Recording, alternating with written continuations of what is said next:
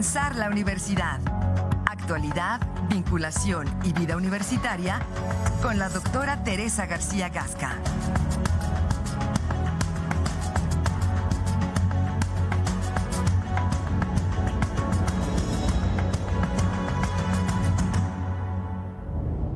Son las 8 de la mañana ya con 36 minutos. Es lunes y es momento de pensar la universidad en la voz y participación de la doctora Teresa García Gasca. Doctora, ¿cómo se encuentra?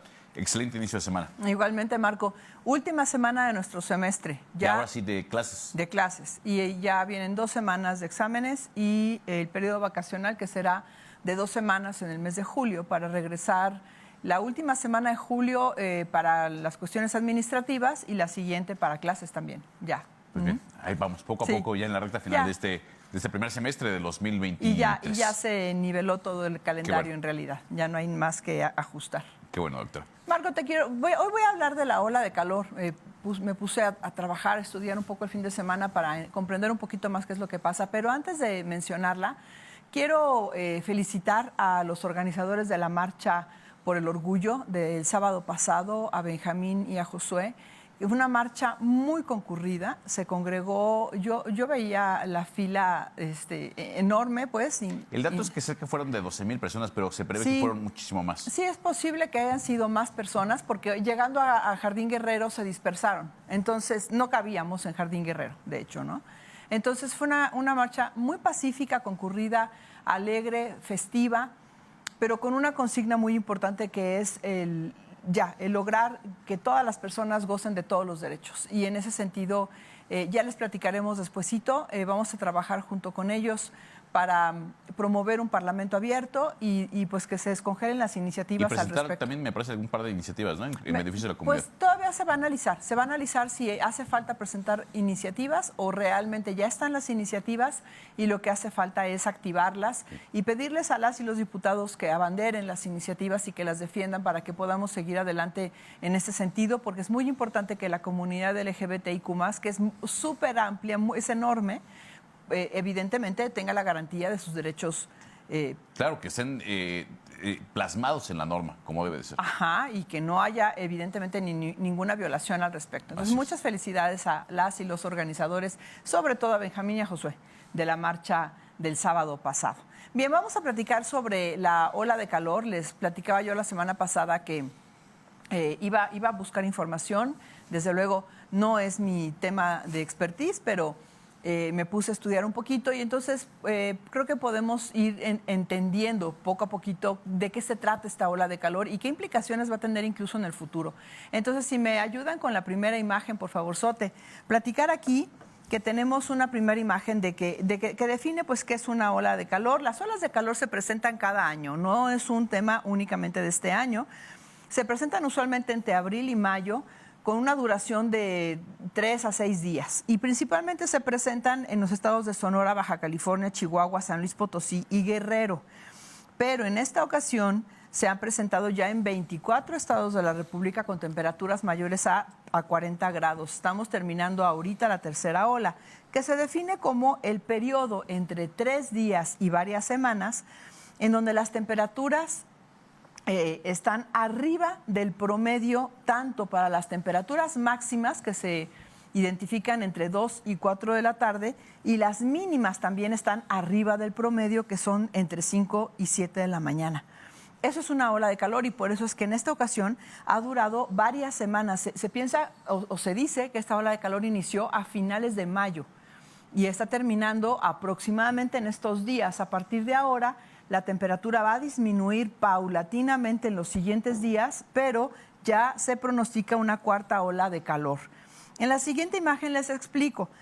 La primera ola de calor se presentó en México en el mes de marzo, la segunda en abril, la tercera entre mayo y junio y se prevé que la cuarta será en julio.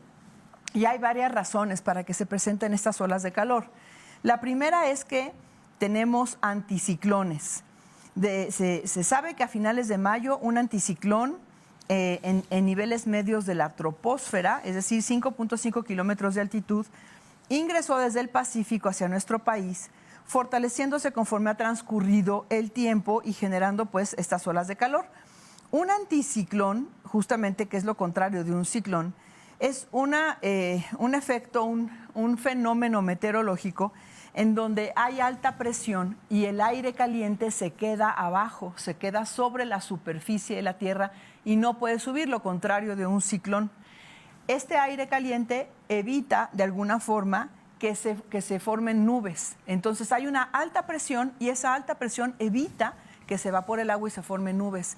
Pero además hay vientos desde el este que jalan todas esas nubes que se pudieran formar. Entonces no tenemos nubosidades y por lo tanto no hay presencia de lluvias. Esa es una de las razones, que no están desligadas unas de las otras. La siguiente situación es que se prevé que llegue la canícula. En la siguiente imagen les platico. La canícula es el periodo en donde aumenta la temperatura. Principalmente lo que se observa es calentamiento del aire, cielos despejados y baja precipitación, muy similar a lo que estamos diciendo. La canícula en México se prevé que sea del 3 de julio al 11 de agosto, aproximadamente 40 días, con una disminución de lluvias justamente a causa de los vientos que soplan desde el este y por lo tanto impide que se formen nubes en el océano. Para explicarles bien qué es la canícula, debemos acordarnos que la órbita terrestre alrededor del Sol es elíptica. Tenemos tiempos en el año en que estamos más cerca del Sol, que es en el mes de enero, pero que además la Tierra tiene una inclinación sobre su eje. Y que en este movimiento de traslación, justamente en el verano, la inclinación del eje de la Tierra está hacia el polo norte. Es decir, la mayor radiación solar da hacia el polo norte. Entonces, el hemisferio, no el polo norte, el hemisferio norte. Sí. Entonces, el hemisferio norte es el que tiene hoy mucha más radiación solar que el hemisferio sur, que es en donde están en invierno en este momento. Por la posición de la Tierra. Ajá, y por esta inclinación del eje. Y va a suceder lo contrario cuando estemos nosotros en invierno y en el hemisferio sur estén en verano. Entonces, justamente en este momento es cuando recibimos la mayor radiación solar en el hemisferio norte y es por ello que se presenta también este fenómeno de la canícula que se suma a estas condiciones meteorológicas que hemos platicado.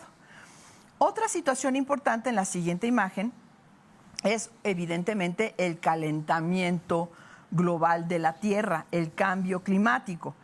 Dice la Organización Meteorológica Mundial que los últimos 8 años han sido los más calientes del planeta. Y esto es que desde 1850 que se ha empezado a llevar el registro, sobre todo porque es la época, digamos, en donde viene la parte industrial, el desarrollo industrial en el mundo. Ha habido 12 años de intenso calor que están entre 1995 y 2006, los primeros 12 años, pero 2016 ha sido el año más cálido jamás registrado, en donde la temperatura global subió en 1.1 grados por encima de la era preindustrial. Y 2022 llegó a 1.15 grados en Europa. De esta manera se prevé que entre 2023 y 2027 el incremento de temperatura sea de 1.1 a 1.8 grados global. Si ustedes recuerdan, el Acuerdo de París estipula que de aquí al fin del siglo evitemos llegar al incremento de 2 grados de temperatura y que se privilegie el estar por debajo del 1.5 grados. Pues parece ser que vamos a superar este 1.5 grados en los próximos 5 años y que la probabilidad de que eso suceda hoy es del 66%, cuando la probabilidad de que eso fuera posible en el 2020 era del 24%, es decir, ha ido incrementando de forma muy importante el calentamiento global y con ello han ido cambiando las cifras que nos ponen en alto riesgo. Y otro de los fenómenos, este sí meteorológico natural, es el fenómeno conocido como el Niño, en donde este es un fenómeno natural que se caracteriza por el movimiento de las temperaturas del Océano Pacífico desde el este. Entonces llegan desde el este empujando el agua menos cálida hasta las costas de nuestro país, justamente, a diferencia del fenómeno de la Niña, que es lo contrario, que manda aguas templadas del oeste hacia el este. Entonces, se piensa que el Niño este año podría romper récord mundial de alta temperatura. Y bueno, que en este caso el fenómeno del niño inició en diciembre, siempre inician en diciembre, por eso se llama el niño, porque se le atribuye al niño Jesús justamente. Son fenómenos que se presentan cada 3 a 7 años. Y de acuerdo con la Organización de las Naciones Unidas, la probabilidad de que este fenómeno natural se dé, tiene un 15% de probabilidad de que ocurriera entre abril y junio, pero actualmente se sabe que la probabilidad de los mayores efectos del niño, con un 50% de probabilidad, sea entre julio y agosto. Entonces, nuevamente vamos enfocándonos hacia una próxima ola muy probable en el mes de julio, muy, muy intensa. Entonces, les decía yo que el fenómeno del niño en la siguiente imagen es un patrón climático que ocurre periódicamente y que también puede provocar lluvias. El problema es que ahorita hay mucha incertidumbre justamente porque se juntan dos condiciones importantes en donde no hay formación de nubosidad. Esperemos que lleguen las lluvias. Y el fenómeno del niño también provoca inviernos más fríos, también hay que decirlo. Entonces también ahí tendríamos que empezar. ¿Qué vamos a encontrar con este fenómeno? Pues evidentemente sequías, incendios forestales y todo lo que conlleva una situación de este tipo. Entonces, bueno, pues en este caso el fenómeno del niño estará durando hasta invierno-primavera del año que entra. Todavía vamos a estar recibiendo sus efectos, digamos. Entonces, estos son las causas de que hoy tengamos una ola tan intensa de calor que hace mucho tiempo no se registraba.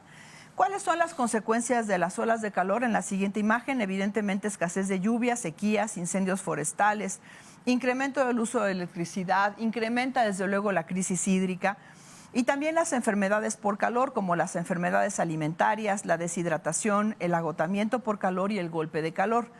La diferencia entre el agotamiento por calor y el golpe de calor es la necesidad de urgencia médica. El agotamiento por calor se considera una situación de urgencia en donde se pueden dar primeros auxilios inmediatamente.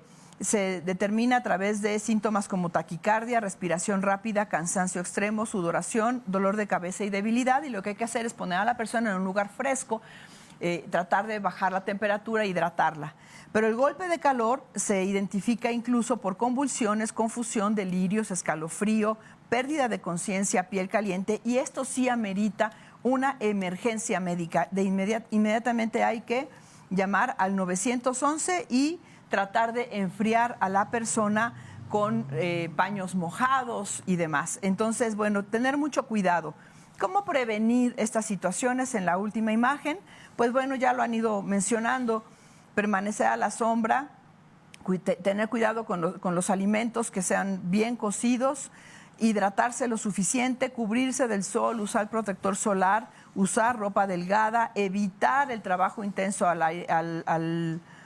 digamos, en lugares abiertos, a la intemperie, el ejercicio, evidentemente evitar automedicarnos, ingerir sueros, etcétera, etcétera. Estas infografías que les muestro en pantalla, que están en la siguiente imagen, pues se están compartiendo a través de Protección Civil, de la Dirección de Recursos Humanos, del área de su salud.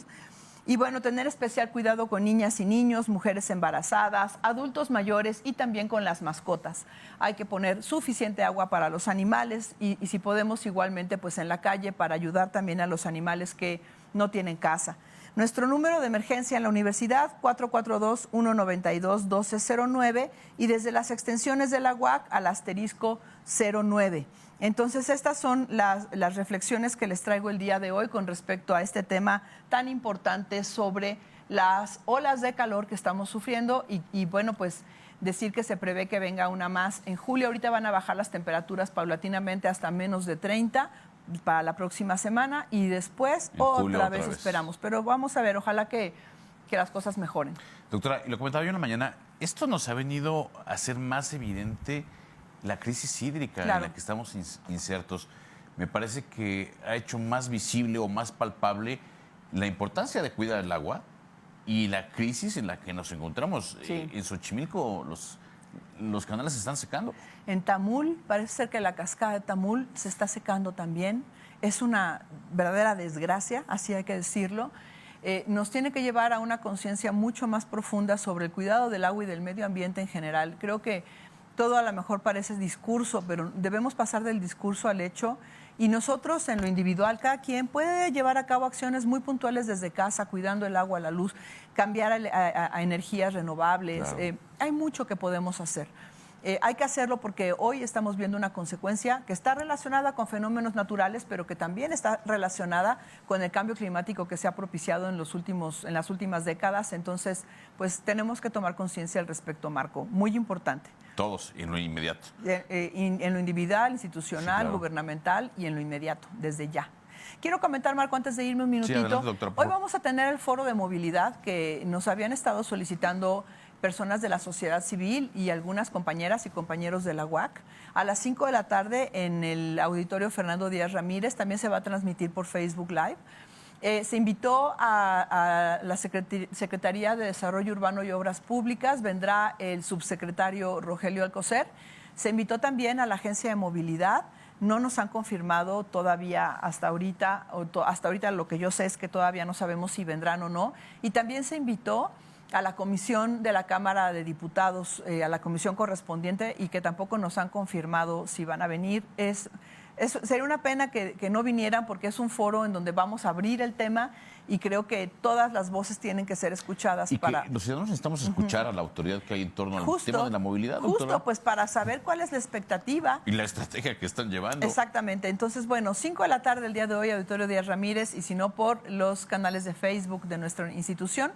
Y esperemos que lleguen las autoridades y podamos charlar con ellos. Claro, porque el diálogo debe de ser en pares, es decir, ciudadanos y autoridad. Claro, porque se supone que estamos buscando todos el mismo objetivo. El bien común.